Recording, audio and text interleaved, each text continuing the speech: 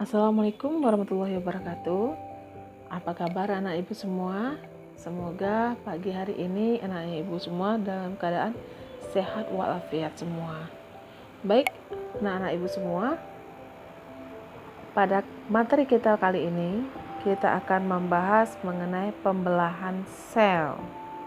Nah, sebelum kita mulai membahasnya, ada baiknya kita berdoa terlebih dahulu dan segala kegiatan kita awali dengan mengucapkan Bismillahirrahmanirrahim. Adapun indikator pencapaian kompetensi pada pertemuan ini adalah siswa memahami proses pembelahan sel. Sedangkan tujuan yang akan dicapai ada 3 macam, yaitu yang pertama, siswa dapat menentukan fase-fase dalam pembelahan mitosis. Tujuan yang kedua, siswa dapat menentukan fase-fase dalam pembelahan meiosis. Dan ketiga adalah siswa dapat mengidentifikasi persamaan dan perbedaan antara pembelahan secara mitosis dan secara meiosis. Baiklah anak-anak ibu sekalian. Nah, ibu ada sedikit pertanyaan nih.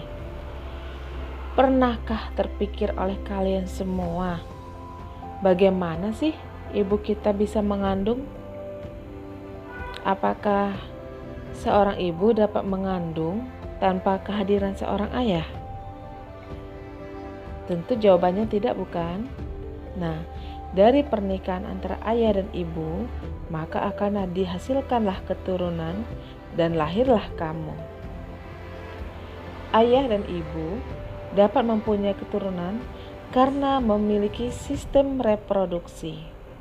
Nah, setelah kita lahir di dunia, maka kita akan tumbuh menjadi anak-anak hingga akhirnya dewasa.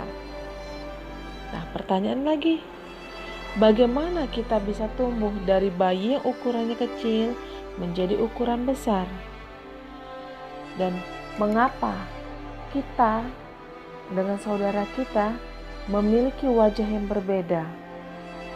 Nah, dari semua pertanyaan itu, kita akan masuk ke pelajaran berikut ini, yaitu mengenai pembelahan sel. Anak-anak ibu sekalian, kalian masih ingat tidak? Pada kelas sebelumnya, kalian sudah belajar mengenai sel. Nah, sel itu adalah satuan unit terkecil dari makhluk hidup yang melaksanakan fungsi yang sama.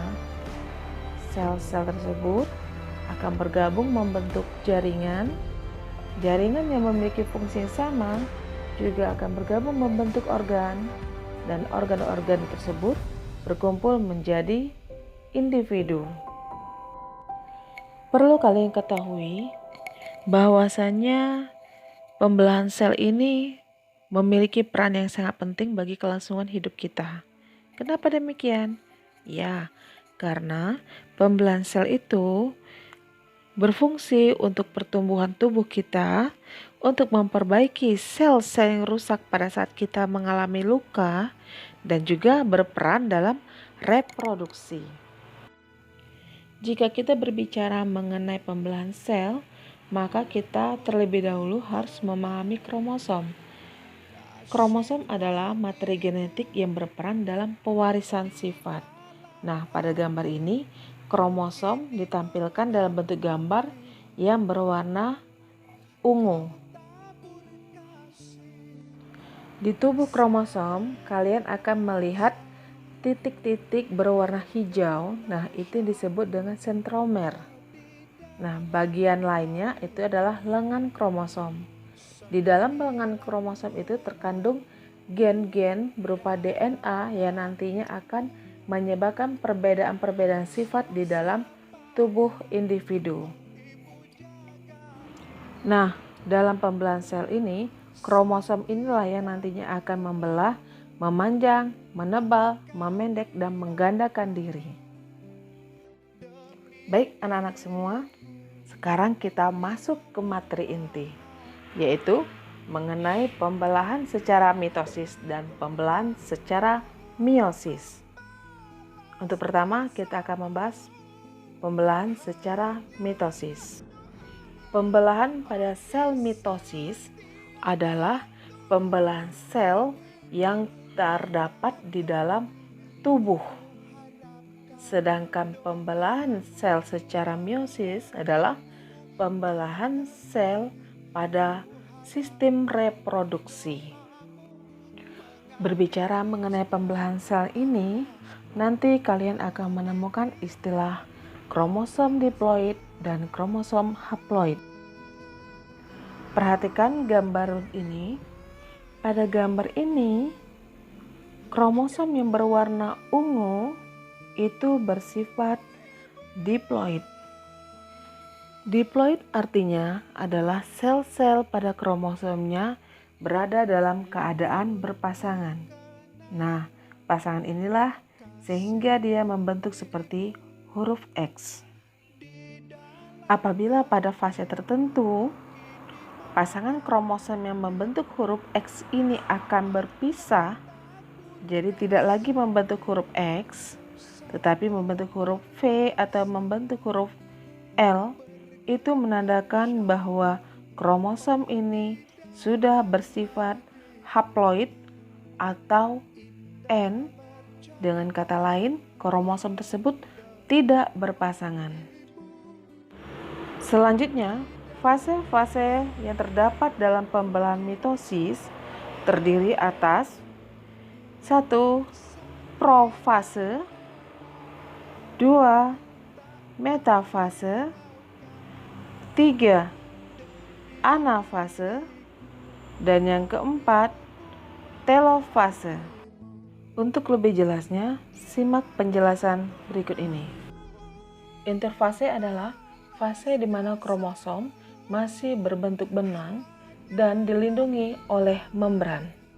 Sebagai ilustrasi, pada gambar kalian melihat ada 2 garis lingkaran. Nah, lingkaran terdalam itu adalah membran inti. Kita masuk ke fase pertama, yaitu profase. Pada fase ini, membran inti akan menghilang, sedangkan kromosom akan menebal, memendek, dan mulai mengganda, membentuk seperti huruf X. Hal ini berarti pada profase, sel induk sudah bersifat diploid atau 2N atau kromosomnya berpasangan. Fase kedua, metafase. Pada fase ini, kromosom akan berjajar di bidang ekuator. Dengan kata lain, mereka akan membentuk garis lurus tepat di tengah-tengah lingkaran sel.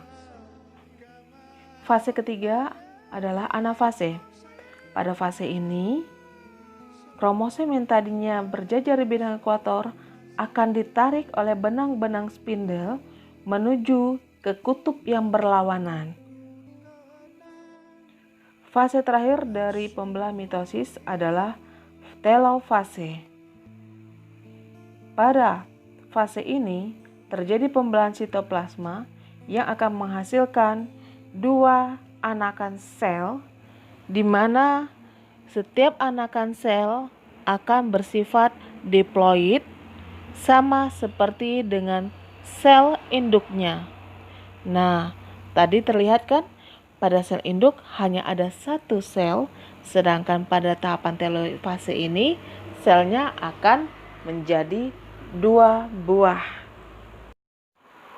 Anak-anak ibu semua, pembahasan mengenai pembelahan sel secara mitosis telah selesai. Sekarang kita masuk ke pembahasan berikutnya, yaitu pembelahan sel secara meiosis. Pembelahan sel meiosis terjadi pada sel kelamin. Nah, hal inilah yang menyebabkan terjadinya perbedaan genetik antara individu satu dengan individu lainnya. Fase pembelahan meiosis terdiri atas meiosis 1 dan meiosis 2. Meiosis 1 terdiri atas profase 1, metafase 1, anafase 1, dan telofase 1. Sedangkan meiosis 2 terdiri atas profase 2, metafase 2, anafase 2, dan telofase 2. Baiklah anak, kita masuk ke tahapan meiosis. Pada tahap profase 1 itu sama seperti dengan profase pada pembelahan mitosis. Pada tahap ini, kromosom sudah mengganda, menebal, dan memadat. Sedangkan pada metafase 1, kromosom berjajar pada bidang pembelahan. Hanya saja, pada fase ini, kromosom memiliki lengan yang sudah terkait antara lengan kromosom 1 dan lengan kromosom lainnya. Pada fase anafase 1, kromosom bergerak menuju ke kutub-kutub yang berlawanan. Sedangkan pada tahap selanjutnya yaitu telofase 1, kromosom homolog memisah dan bergerak menuju kutub berlawanan, di mana pada hasil akhirnya akan terbentuk dua sel anakan yang bersifat haploid. Nah, Ibu tegaskan lagi, pada profase 1 hanya ada satu induk sel yang bersifat diploid, sedangkan di akhirnya yaitu pada telofase 1 dihasilkan dua sel anakan yang bersifat haploid. Jadi kalau profase 1 diploid, telofase 1 hasilnya haploid. Kita lanjut ke tahap meiosis 2 yang diawali dengan profase 2, yaitu membran inti dari kedua sel anakan mulai rusak dan membentuk bagian-bagian kecil.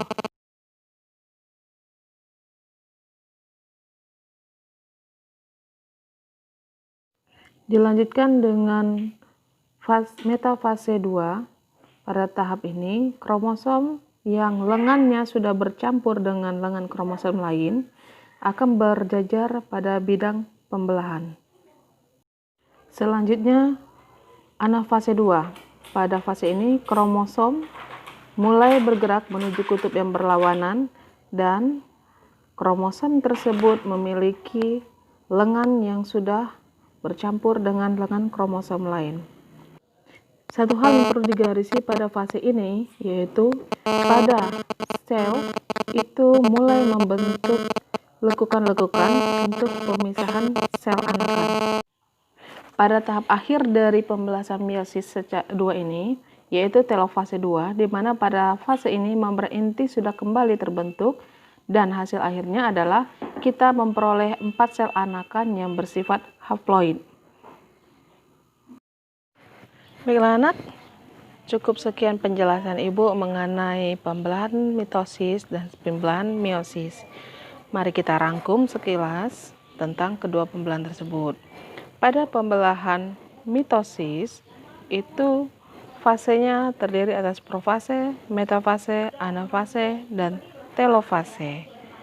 Pada pembelahan ini, sel anakan yang dihasilkan sama dengan sel induk. Anakan sel yang diperoleh ada dua sel anakan yang bersifat diploid. Dilanjutkan dengan pembelahan meiosis yang terdiri atas meiosis 1 dan meiosis 2. Pada awal meiosis 1, sel induk bersifat diploid atau 2N. Sedangkan hasil akhir dari meiosis 1 adalah terbentuknya dua sel anakan yang bersifat haploid. Masuk tahap meiosis 2, pada profase 2, metafase 2, anafase 2, dan telofase 2 semua memiliki tahapan yang sama seperti dengan profase 1. Yang membedakan adalah pada profase 2 ini semua sel anakan sudah bersifat haploid atau N atau tidak berpasangan. Dan hasil akhir dari meiosis ini adalah terbentuknya 4 sel anakan yang bersifat haploid. Satu hal yang perlu digarisbawahi untuk membedakan antara pembelahan secara mitosis dan meiosis adalah pada pembelahan mitosis, lengan-lengan kromosomnya masih murni.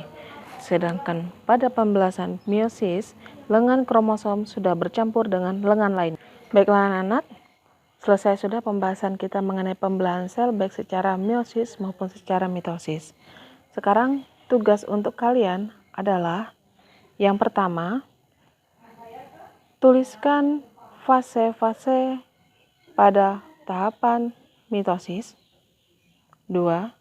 tuliskan fase-fase pada tahapan meiosis. Dan yang ketiga adalah identifikasikanlah perbedaan dan persamaan antara pembelahan sel secara mitosis dan secara meiosis. Akhir kata, Ibu ucapkan terima kasih atas waktu kalian untuk mendengarkan penjelasan Ibu. Silakan kalian bekerja menyelesaikan tugas-tugas yang Ibu kerjakan dengan baik. Assalamualaikum warahmatullahi wabarakatuh.